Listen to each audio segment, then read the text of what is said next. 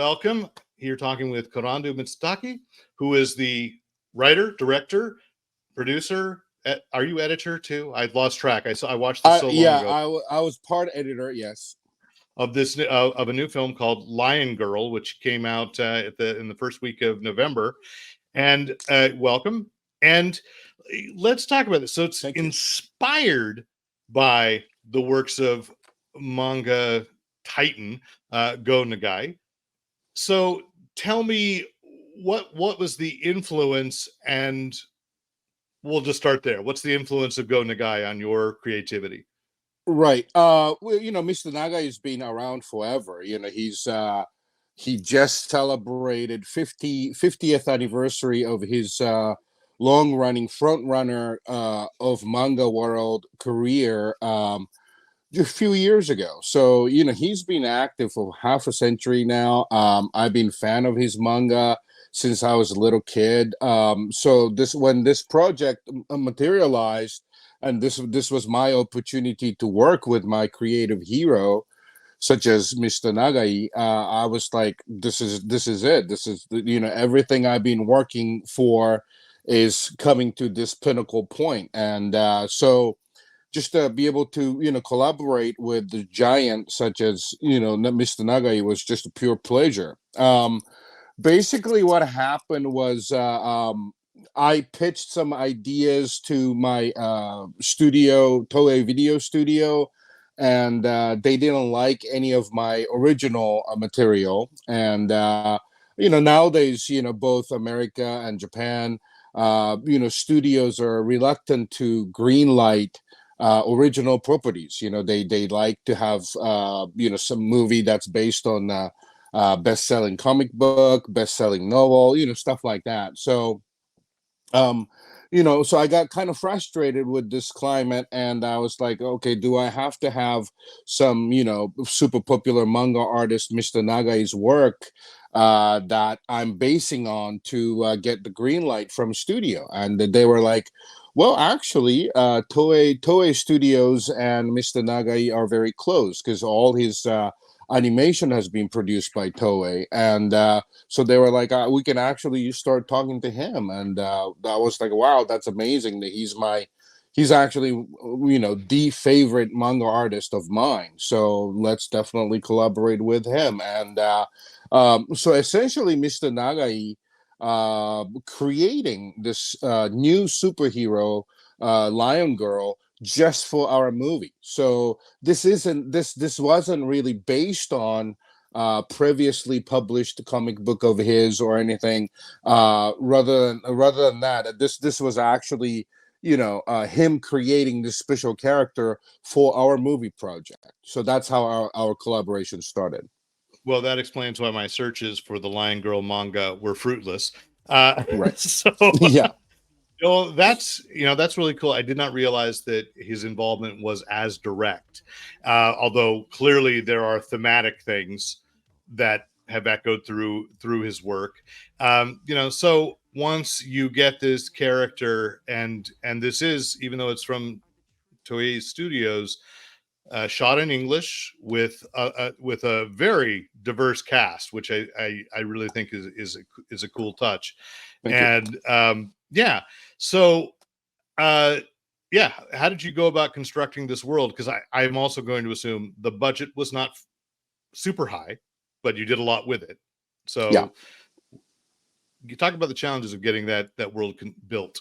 Sure. I mean, I guess the biggest challenge to this, I mean, we had so many challenges for this project, but I guess the biggest one was right off the bat after we got green light from the studio. Mr. Nagai designed this amazing character for us, and just maybe a half-page little note about relationship between Lion Girl with her sidekick Kenshi Shikura, the mentor, pseudo father, partner, sidekick character. And how their relationship evolves. That was it from Mr. Nagai's note. So basically, it was my turn to build the story around these amazing character that Mr. Nagai designed. So I was going back and forth with Japan and here, I mean LA. But we were going back and forth on story synopsis. I get Mr. Nagai's note back, and I would incorporate that onto the second draft, third draft, stuff like that. Then finally, the storyline was approved, and I was getting ready to jump right into the script writing. Then we enter the once in a century pandemic, and that was really the most biggest challenge we had for this project. How do you focus on your fictional apocalypse while the real apocalypse is taking place in the reality? Like the cities were shut down, it was locked down.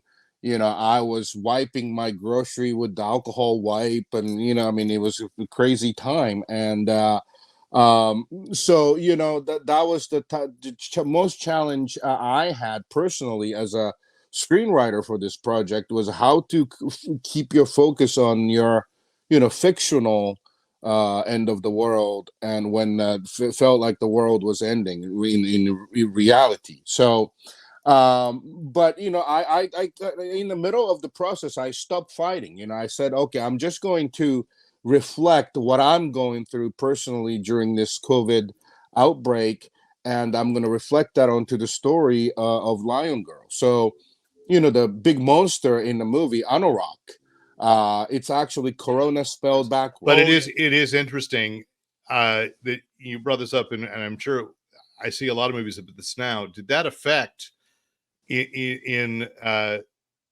movies that are clearly shot during the pandemic? Feel to me uh, somewhat, shall we say, underpopulated. You know, I think it works in the favor of Lion Girl when you stop and think, yes, how devastated the world is supposed to be in that. But had you planned or hoped to have a little bit more in the way of a thriving world or a surviving world? Sure. Yeah. I actually had in the script. I actually had this big mob scene with kind of a flea market. The like a end of the world grocery store type of setup with the market, and there's a little fight scene happens and stuff like that. That scene had to be dropped. Both from the logistical standpoint, like you mentioned, like during the pandemic production, it was really difficult to gather a lot of actors, to the mob scene and stuff. So that was one of the reason. And then the other was just this amazing, LA post lockdown inflation. Like everything was expensive. I did the karate movie called Karate Kill back in 2016 in LA, and our budget was $250,000, and we were able to still do plenty as a micro budget action movie. But when we shot Lion Girl in the winter of 2021, I believe. I mean, it was just so, everything was so expensive, and also the we followed the SAG guideline of the COVID safety protocol for the film shoot. So that added the tremendous amount of cost that's not reflected on the screen. So yeah, that when the production started, definitely the budget and the inflation were the two big of challenges we had to deal with. Yeah, and in embodying, it's interesting. You have Derek Mears as the villain. He's fairly well known in horror circles, and I was looking forward to this film because I met up with him and he shared that this was happening. But a relative unknown in your lead as Lion Girl. So can you share a little bit about your thoughts on the casting process? Sure. The casting, of course, happened during the outbreak as well. So um it was a kind of tough time. Not many actors were acting yet. They weren't sure about how safe it is to go back to work, even though we were following the union protocols and everything. I understand. So I would say, I don't know, even in LA area audition scenes, I don't know. I kind of felt like maybe the 70% of the actor pools were working, and the other 30% were holding back, maybe. Um, but for the title role, Lion Girl, we did get a lot of submission because I guess a lot of young actors were dying to work, and of course, it's the um, feature main role, and it is a challenging role because it requires a lot of physical fightings and nudity and all those stuff. But so I guess we had more than like 500 submissions. We went through the videos, and for some we did the video callback. Through it all, Tori Griffith originally auditioned for Mayumi's part. Hmm. um she was just this amazing presence, even through the crappy video audition screen. She was amazing, so we asked her if she could consider playing Lion Girl, and she was totally game, and we started more audition video process, and she got the role. Yeah, she was my Lion Girl. She was our choice, and I think she carried the future feature beautifully. And speaking of the future, I do think in the way you've structured this, like there's an entire subplot that kind of shows up at the end and implies a future adventure uh possibly happening for the development. Do you have such plans? Sure. Depending on how this movie does well or not, there's of course a chance of us doing a sequel. I would love to work with the cast of Lion Girl. Tori, Damien, everybody was just really wonderful in this picture, and so I would be thrilled to work with these actors again. So I would love to do Lion Girl too, and of course, like superhero narrative. Like the first installment is the slowest one. Because you have so many expositions to do. Yeah, You yeah. know, and after this is now it's out of way. I want to do Lion Girl Part Two. That's like tight 90 minutes of just all fighting from back to the end. That also, I felt like there was a bit of a throwback, while obviously a very modern film. Stylistically, this felt more like something I would have rented in the '80s, and I say that well, and I see a lot of films popping up that way. It's interesting that we've got that nostalgia, but down to the music, but definitely the way the gore works, the way, quite honestly, the violence and nudity that had gone away for a while, and it's not that I'm going to say we need more of it. It was just interesting. Was that a conscious decision, or like was there no way to honor Go Nagai's vision without doing that? Yeah,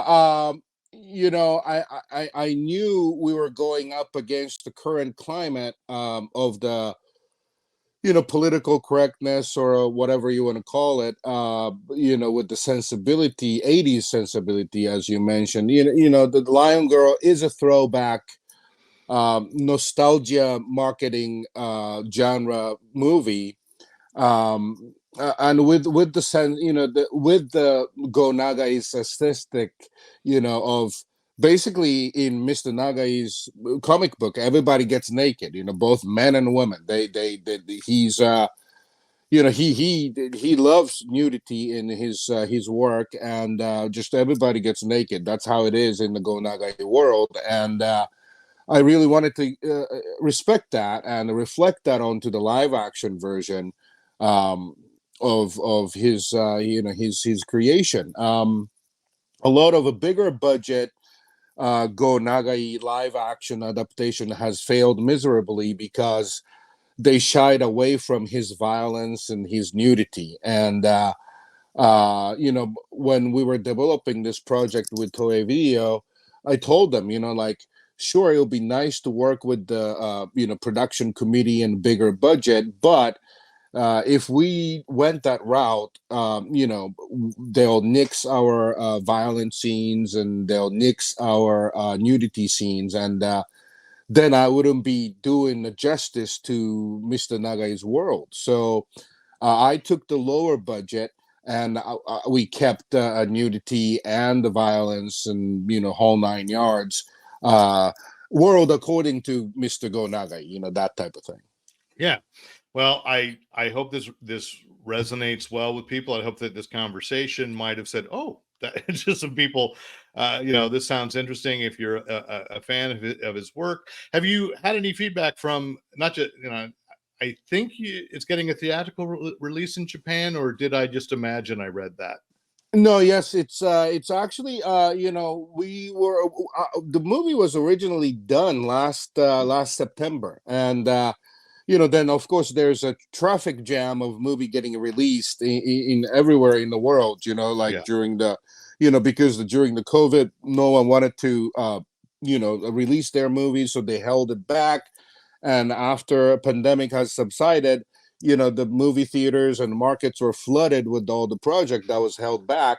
Hmm. And so even though my movie was delivered to the studio at the end of last September, they decided to put it on the shelf for a year and a half, really, for Japanese release. But so I was devastated. I was like, wow, is this gonna be like my Japanese version of Bad Girl? The studio decides not to Oh, release no, it at no, all. please. Too soon, sir. Too soon. I'm So still in I got pain. right. I mean, I was really afraid what's going to happen to my movie, but they actually gathered more budget to do the PR and everything. So they're actually having the full on nationwide theatrical release of this movie in Japan, starting from January 26th of next year in Tokyo. So I'm actually really happy that they're treating this movie as a bigger deal than originally they anticipated, and that they're going to have the nationwide theatrical release. That's terrific. So Thank you. I can hardly wait to hear. The odd thing is I might actually be in Tokyo in late January, so I'll keep an eye out, and I hope that to hear some great things about the response there. So thank you for taking the time to talk Thank you. about this, and the best of luck with this film. Thank you so much.